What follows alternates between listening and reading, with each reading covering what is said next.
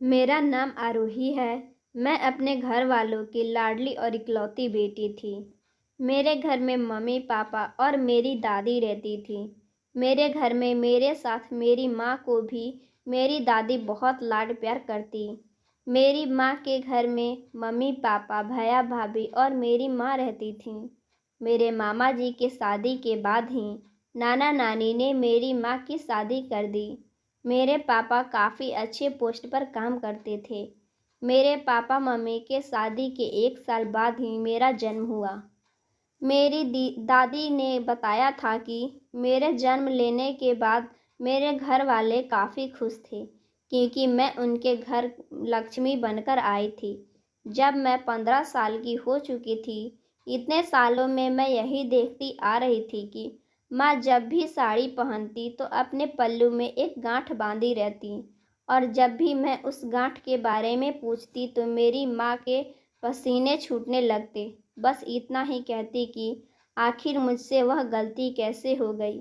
मेरी एक गलती की वजह से मेरी पूरी ज़िंदगी ही बदल गई, क्योंकि हम लोग अपनी नाना नानी के यहाँ जाने वाले थे और मैं सोची शायद इस राज के बारे में मुझे अपने नाना नानी के पास जाकर मिले। मेरी माँ आईने के सामने बैठी आज मायके जाने के लिए तैयार हो रही थी। जैसे ही माथे पर लाल रंग की बिंदी लगाकर खड़ी हुई, तभी पीछे से मैं आवाज़ देते हुए बोली, वाह माँ, आप तो बिल्कुल नानी की तरह दिख रही हो। बस एक कमी है, रुको ये पल्लू का गांठ खोल लो। मैं माँ की आंचल पकड़कर गांठ खोलने लगी, तभी माँ ने तुरंत मेरा हाथ पकड़कर कहा, नहीं बेटा, ये ऐसे ही रहेगा, इस गांठ को मत खोलो। यह गांठ मेरी ज़िंदगी में मुझे मेरे गलती का एहसास दिलाता है। मैंने पूछा, कैसे माँ? यह गांठ बिल्कुल अच्छी नहीं लग रहा है। तुम इस गांठ को छोड़ो और अपने पापा को बोलो चलें, वरना लेट हो जाएगा। मेरी माँ आज सिल्क की क्रीम कलर के साड़ी में बहुत सुंदर लग रही थी। मेरी माँ और नानी को जो भी देखता यही कहता, भगवान ने जैसे बड़े फुर्सत से बनाया है। माँ बेटी को सुंदरता चुन चुन के इनकी झोली में डाली है। लोग कहावत कहते हैं ना कि बेटी माँ की प्रतिबिंब होती है, तो माँ बिल्कुल मेरी नानी सावित्री की प्रतिबिंब थी। भगवान ने शक्ल सूरत के साथ साथ व्यवहार भी बिल्कुल एक जैसा ही बनाया था। शांत स्वभाव, व्यवहार और अपनों के प्रति प्यार और सबसे लगाव की भावना कूट कूट के भरी थी। मेरी माँ ने एक बार बताया था कि मेरी नानी को साड़ियों का बहुत शौक था। वह हर तरह की साड़ियाँ पहनना और रखना पसंद करती थीं। उनके कलेक्शन में बनारसी से लेकर कांजीवरम तक की सभी साड़ियाँ थीं। हमेशा तैयार और फिटनेस बने रहने उन्हें बहुत अच्छा लगता था। सुबह उठकर सबसे पहला काम वह कंघी कर तैयार होने के बाद ही रसोई में या कोई दूसरा काम करती। सब देखकर दांतों तले उंगली दबा लेते कि आखिर इतना सब करती कैसे हैं।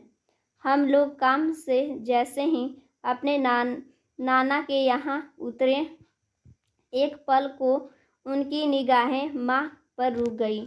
जो भी माँ को देखता देखते ही रह जाता। तभी मेरी मामी माँ को बोली, दीदी आप तो बिल्कुल माँ जी की तरह दिख रही हो, लेकिन ये पल्लू का गांठ तो खोल लेती।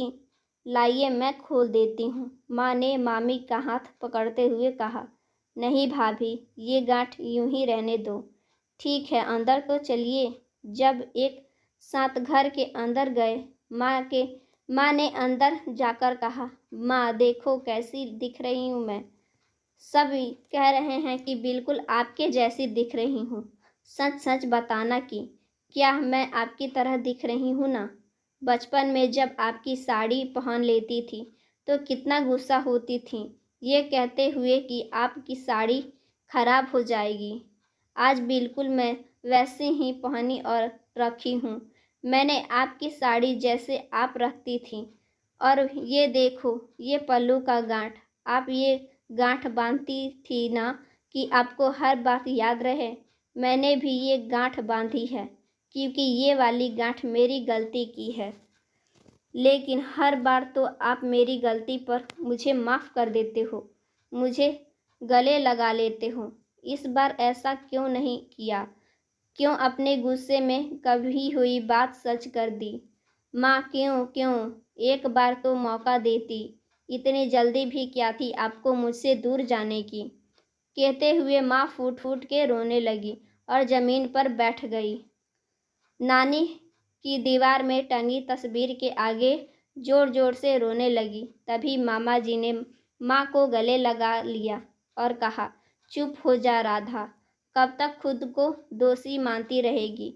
जीना मरना सब ऊपर वाले के हाथ में होता है भाई। लेकिन उस दिन माँ मुझसे बात करना चाहती थी, मुझसे मिलना चाहती थी, अपने दिल की कोई बात बताना चाहती थी, क्योंकि मैं उनकी सबसे लाडली बेटी थी। लेकिन मैंने क्या किया? मैं अपनी माँ की एक बात भी नहीं सुन सकी। शादी के बाद जैसे मैं बदल सी गई थी, अपनी माँ की बात अनसुना करने लगी थी।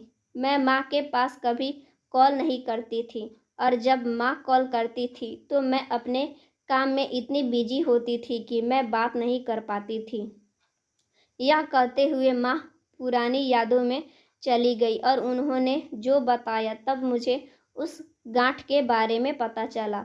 माँ पुराने यादों में जाते हुए बताने लगी, हेलो माँ, क्या हुआ? बेटा ये देख, साड़ी लाई थी तेरे पापा के साथ बाजार जाकर, नानी ने कहा। ओह माँ, आप भी ना, आप और आपका ये साड़ियों से प्रेम।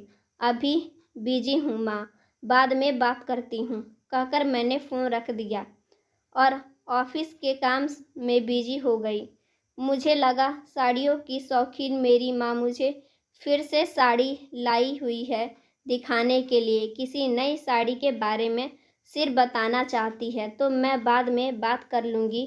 और आपको पता है भाई, उस दिन वीडियो कॉल पर उस साड़ी में आदम गुस्से में गांठ लगाते हुए उन्होंने कहा, ये ले राधा, मैं गांठ बांधती हूँ कि अब तुझे फ़ोन करके कभी परेशान नहीं करूँगी। मैं तो तुझसे अपने दिल की बात करना चाहती थी। तुम लोग छोटे थे तो दिन भर माँ माँ कहते थे और मैं सुनती रहती थी। सब काम छोड़कर मैं उफ तक नहीं करती थी और तुम लोग की हर बात मानती थी। लेकिन आज तुम लोगों के पास मेरे लिए समय नहीं, तो कोई बात नहीं। अब मैं रखती हूँ, नहीं करूँगी फ़ोन, क्योंकि तुम लोग अब बड़े हो गए हो। अब तुम लोगों को माँ की ज़रूरत नहीं रही। आज के बाद मैं तुम्हें कभी फ़ोन नहीं करूँगी। गलती हो गई जो मैंने तुम्हें अपने दिल की बात बताना चाही। कॉल की इतना कहकर माँ ने फ़ोन रख दिया। दरअसल माँ की आदत थी कि दिन में एक बार ज़रूर अपने बच्चों से वीडियो कॉल करके बात करती। इधर मैं अपने ऑफिस और घर के कामों में इतनी व्यस्त हो गई कि मुझे याद ही नहीं रहा। आजकल कभी कभी तो बात करना भी भूल जाती थी। उस दिन माँ का फ़ोन मेरे लिए आखिरी वीडियो कॉल साबित हुआ। थोड़ी देर बाद पापा का फ़ोन आया कि मम्मी को अस्पताल में भर्ती कराया है। एक ही शहर में होने के कारण मैं ऑफिस से सीधा अस्पताल पहुंची। पता चला माँ को हार्ट अटैक आया है, और जब तक डॉक्टर के साथ पूरी बात हो पाती, माँ ने अपनी आखिरी सांस ली। माँ की लाडली इकलौती बेटी, मैं जिसे उनकी माँ अपना प्रतिबिंब कहती थी, मुझे अकेला छोड़ गई। उठो ना माँ, ऐसे भी क्या नाराज़गी, कैसे रहेंगे हम सब आपके बिना? कौन करेगा हमें वीडियो कॉल माँ? लेकिन कहते हैं ना, जो समय गुजर गया उसे हम ला नहीं सकते। समय रहते इनकी कदर नहीं करते तो वो भी हमारी कदर नहीं करता। उनके ना रहने के बाद उनके सामान की बारी आई। साड़ियों का बक्सा खोला गया। सब में एक से बढ़ के एक साड़ी, लेकिन उनको पहनने वाली और सहेज कर रखने वाली अब इस दुनिया में नहीं थी। सब रिश्तेदार की मौजूदगी में जब मेरी भाभी ने कहा, अब कौन पहनेगा ये साड़ियाँ, इनको दान में दे देते हैं, तभी मैंने जैसे होश में आई और बोली पड़ी, नहीं भाभी, ये साड़ियाँ मैं पहनूंगी, आप मुझे दे दो। एक पल के लिए भाभी को लगा मुझे जेवर भी ना मांग लूँ। तभी मुझे वो आश्चर्य से देखने लगी। तभी मैंने कहा, भाभी, मुझे सिर्फ साड़ियाँ ही चाहिए, जेवर आप रख लो। आधुनिक सामाजिक माहौल में माँ हम दोनों के प्यार में रख रखाव में कोई फर्क नहीं किया था, लेकिन बेटी तो आखिर बेटी होती है। यह सारी बात बताते हुए माँ फूट फूट के रोने लगी। तभी नाना जी ने कहा, चुप हो जा बेटा, ऐसे रोएगी तो तेरी माँ की आत्मा को शांति कैसे मिलेगी। एक माँ कभी नहीं मरती, वो हमेशा जिंदा रहती है, अपने बच्चों के रूप में, उनके संस्कारों में, उनकी यादों में। ये तो सिर्फ शरीर है जो चला जाता है। आज तेरी माँ की बरखी है तो उन्हें हंसते हंसते विदाई देंगे, हम लोग रोते हुए नहीं। उनकी आखिरी इच्छा भी तो यही थी कि जब वो इस दुनिया से विदा हो तो उनके बच्चों के आंखों में आंसू ना हो। और आज तूने उनकी बाजार से खरीदी हुई ये साड़ी जो पहनकर तूने वीडियो कॉल बात की थी, ये साड़ी पहनकर उनकी ये इच्छा भी पूरी कर दी। तुझे इसी साड़ी में जो देखना चाहती थी। हाँ पापा, आप सही कह रहे हैं। माँ के दिए संस्कार और परिवर्तन हमेशा मेरे साथ रहेंगे और मैं उनका हमेशा पालन करूँगी। ये जब भी उनकी साड़ी पहनूंगी तब तब मुझे उनके गोद और ममता का एहसास होगा। वही खूबसूरत एहसास हमेशा जिंदा रहेगा। मेरे मन के आँखों में आंसू देख मैं भी उनके गले लगकर रोने लगी। तभी मेरी माँ ने मुझसे कहा, मुझे माफ़ कर दे, तूने इस गांठ के बारे में बहुत बार पूछना चाहा, लेकिन मैं कभी नहीं बताई। मैंने कहा, कोई बात नहीं माँ, आप इतनी तकलीफ़ में थी, यह बात मुझे आज पता चला है।